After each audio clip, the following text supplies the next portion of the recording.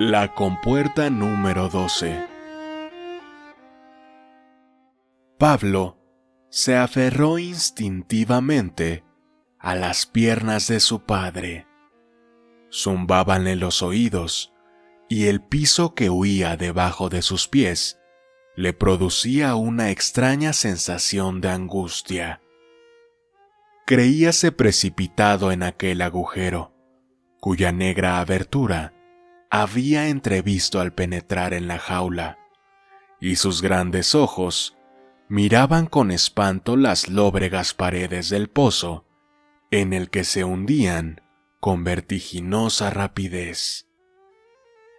En aquel silencioso descenso, sin trepidación, ni más ruido que el del agua goteando sobre la techumbre de hierro, las luces de las lámparas parecían prontas a extinguirse, y sus débiles destellos se delineaban vagamente en la penumbra de las hendiduras y partes salientes de la roca.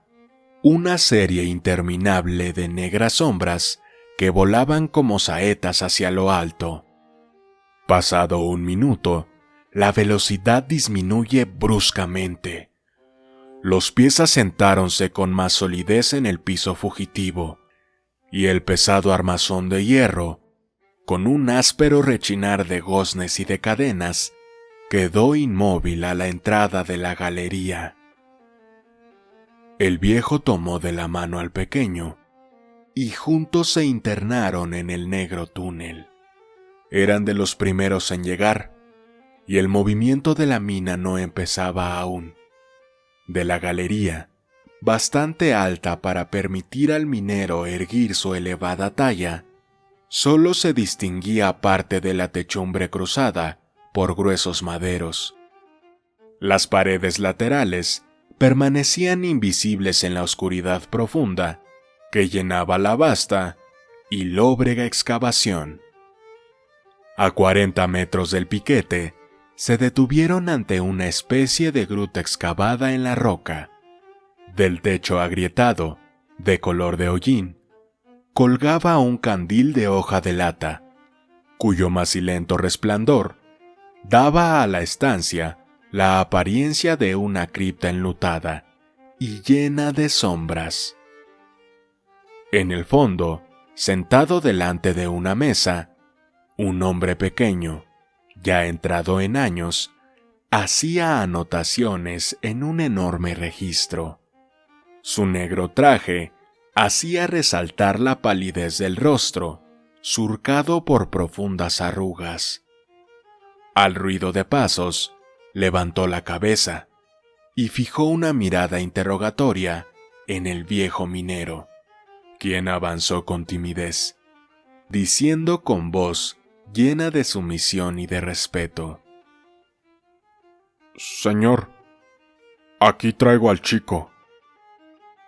Los ojos penetrantes del capataz abarcaron de una ojeada el cuerpecillo endeble del muchacho, sus delgados miembros y la infantil inconsciencia del moreno rostro en el que brillaban dos ojos muy abiertos, como de medrosa bestezuela. Lo impresionaron desfavorablemente, y su corazón, endurecido por el espectáculo diario de tantas miserias, experimentó una piadosa sacudida a la vista de aquel pequeñuelo arrancado a sus juegos infantiles y condenado como tantas infelices criaturas a languidecer miserablemente en las húmedas galerías junto a las puertas de ventilación. Las duras líneas de su rostro se suavizaron, y con fingida aspereza le dijo al viejo, que, muy inquieto por aquel examen, fijaba en él una ansiosa mirada: «Hombre, este muchacho es todavía muy débil para el trabajo. ¿Es hijo tuyo?» «Sí, señor». «Pues debías tener lástima de sus pocos años, y antes de enterrarlo aquí, enviarlo a la escuela por algún tiempo». «Señor, balbuceó la ruda voz del minero, en la que vibraba un acento de dolorosa súplica. Somos 6 en la casa, y uno solo el que trabaja. Pablo cumplió ya los 8 años, y debe ganar el pan que come, y como hijo de minero, su oficio será el de sus mayores, que no tuvieron nunca otra escuela que la mina.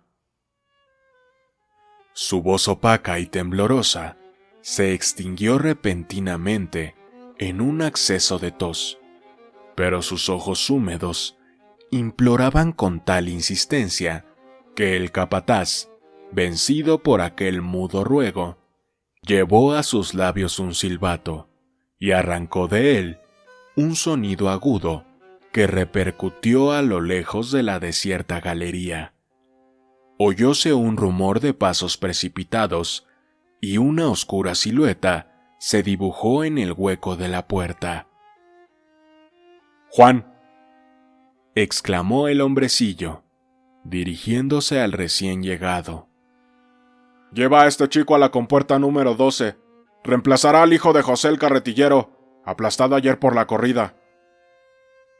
Y volviéndose bruscamente hacia el viejo, que empezaba a murmurar una frase de agradecimiento, díjole con tono duro y severo: «He visto que en la última semana no has alcanzado a los 5 cajones, que es el mínimo diario que se exige a cada barretero. No olvides que si esto sucede otra vez, será preciso darte de baja para que ocupe tu sitio otro más activo». Y haciendo con la diestra un ademán enérgico, lo despidió.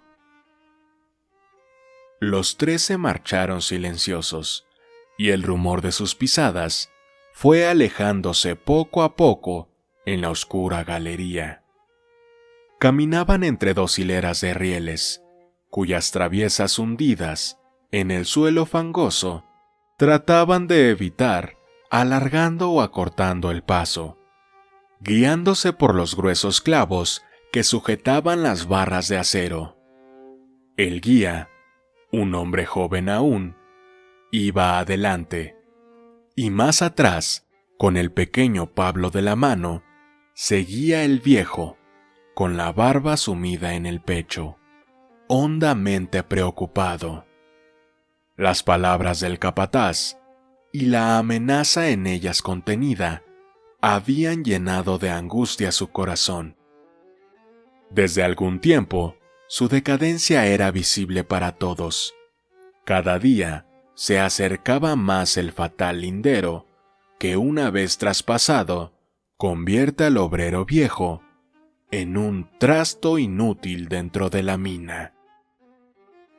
En balde, desde el amanecer hasta la noche, durante 14 horas mortales, revolviéndose como un reptil en la estrecha labor, atacaba la hulla furiosamente, encarnizándose contra el filón inagotable que tantas generaciones de forzados como él arañaban sin cesar en las entrañas de la tierra.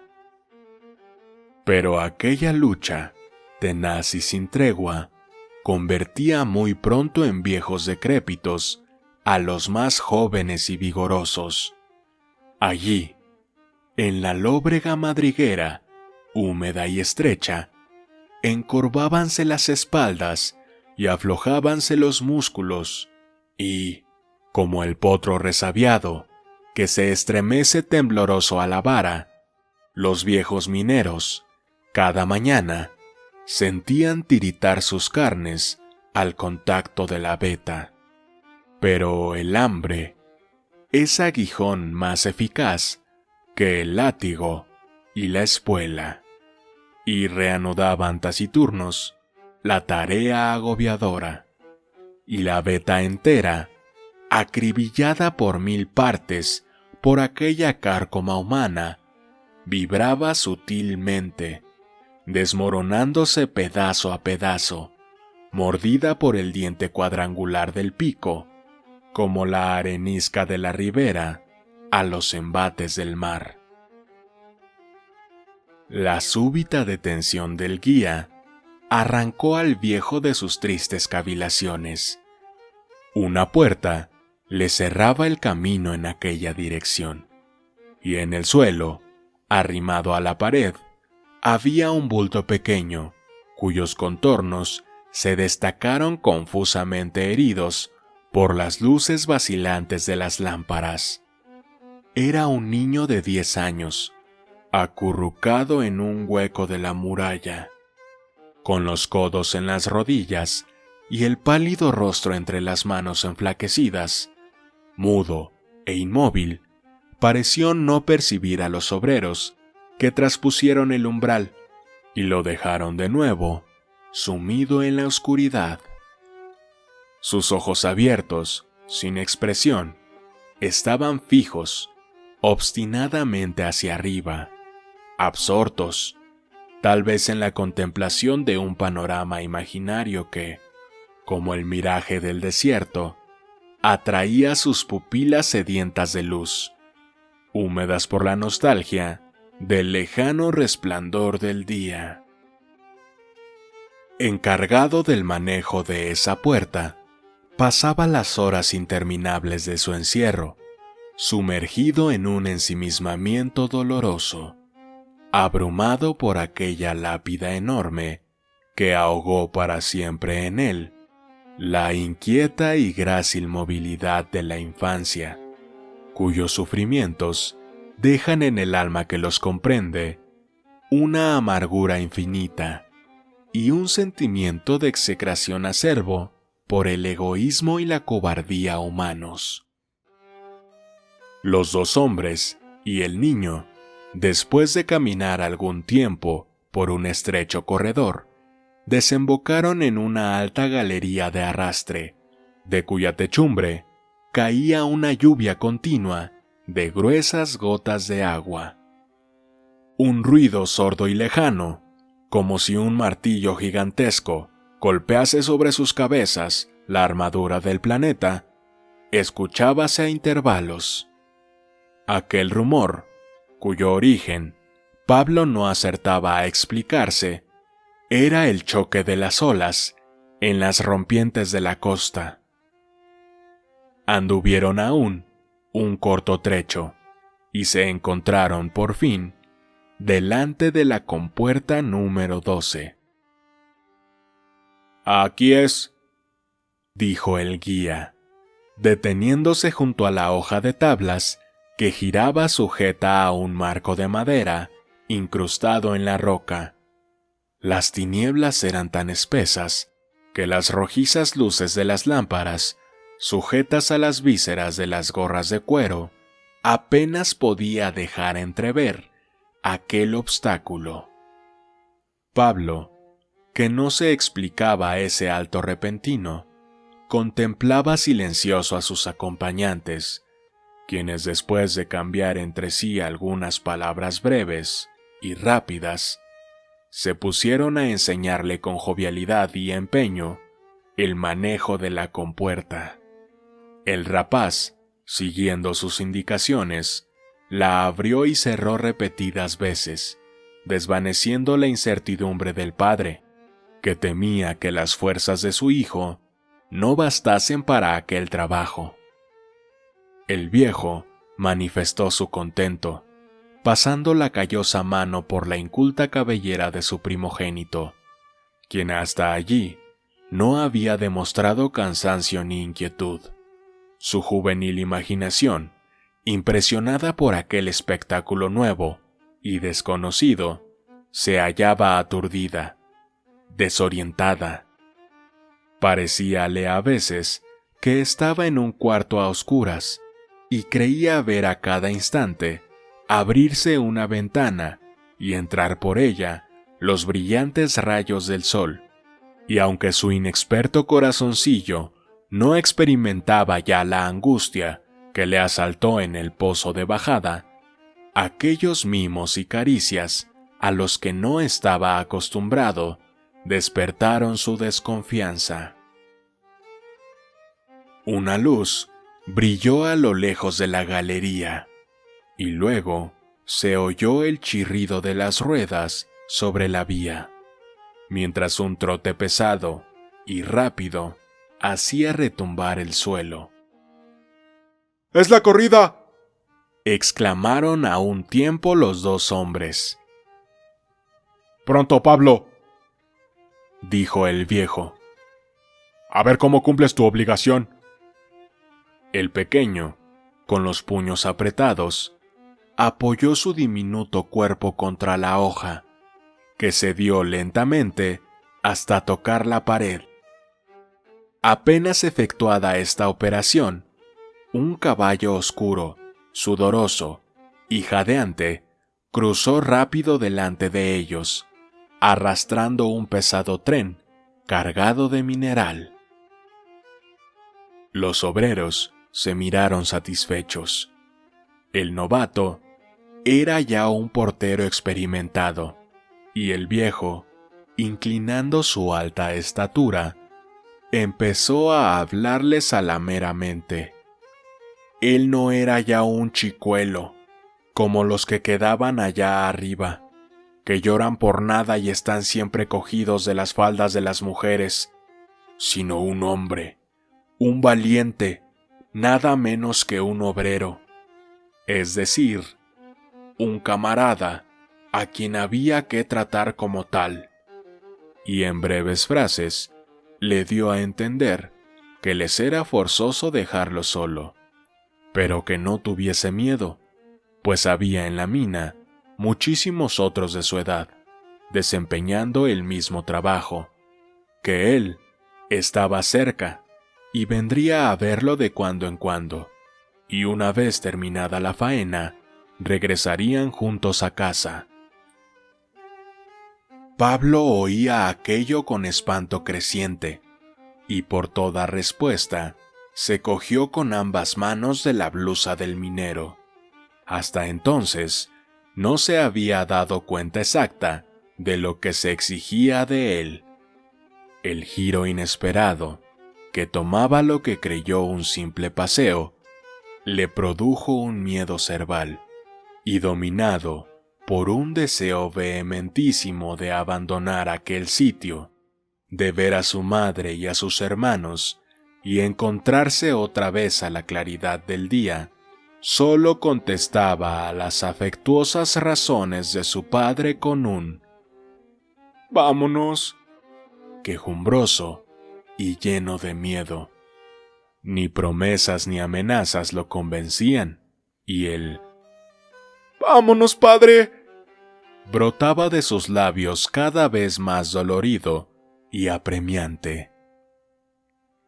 Una violenta contrariedad se pintó en el rostro del viejo minero, pero al ver aquellos ojos llenos de lágrimas, desolados y suplicantes, levantados hacia él, su naciente cólera se trocó en una piedad infinita. Era todavía tan débil y pequeño, y el amor paternal, adormecido en lo íntimo de su ser, recobró de súbito su fuerza avasalladora. El recuerdo de su vida, de esos 40 años de trabajos y sufrimientos, se presentó de repente a su imaginación, y con honda congoja, comprobó que de aquella labor inmensa solo le restaba un cuerpo exhausto, que tal vez, muy pronto, arrojarían de la mina como un estorbo, y al pensar que idéntico destino aguardaba a la triste criatura, le acometió de improviso un deseo imperioso de disputar su presa a ese monstruo insaciable, que arrancaba del regazo de las madres los hijos apenas crecidos, para convertirlos en esos parias, cuyas espaldas reciben con el mismo estoicismo el golpe brutal del amo y las caricias de la roca en las inclinadas galerías. Pero aquel sentimiento de rebelión, que empezaba a germinar en él, se extinguió repentinamente ante el recuerdo de su pobre hogar y de los seres hambrientos y desnudos de los que era el único sostén, y su vieja experiencia le demostró lo insensato de su quimera. La mina no soltaba nunca al que había cogido, y, como eslabones nuevos que se sustituyen a los viejos y gastados de una cadena sin fin, allí abajo, los hijos sucedían a los padres, y en el hondo pozo, el subir y bajar de aquella marea viviente no se interrumpía jamás. Los pequeñuelos, respirando el aire emponzoñado de la mina, crecían raquíticos, débiles, paliduchos, pero había que resignarse, pues para eso habían nacido. Y con resuelto ademán, el viejo desenrolló de su cinta una cuerda delgada y fuerte, y a pesar de la resistencia y súplicas del niño, lo ató con ella por mitad del cuerpo y aseguró, enseguida, la otra extremidad en un grueso perno incrustado en la roca. Trozos de cordel adheridos a aquel hierro indicaban que no era la primera vez que prestaba un servicio semejante. La criatura, medio muerta de terror, lanzaba gritos penetrantes de pavorosa angustia, y hubo que emplear la violencia para arrancarle de entre las piernas del padre, a las que se había asido con todas sus fuerzas. Sus ruegos y clamores llenaban la galería, sin que la tierna víctima, más desdichada que el bíblico Isaac, oyese una voz amiga que detuviera el brazo paternal, armado contra su propia carne, y la iniquidad de los hombres. Sus voces, llamando al viejo que se alejaba, tenían acentos tan desgarradores, tan hondos y vibrantes, que el infeliz padre sintió de nuevo flaquear su resolución. Mas aquel desfallecimiento solo duró un instante, y tapándose los oídos para no escuchar aquellos gritos que le ateneceaban las entrañas, apresuró la marcha, apartándose de aquel sitio. Antes de abandonar la galería, se detuvo un instante y escuchó una vocecilla tenue como un soplo, que clamaba allá muy lejos, debilitada por la distancia. ¡Madre! ¡Madre!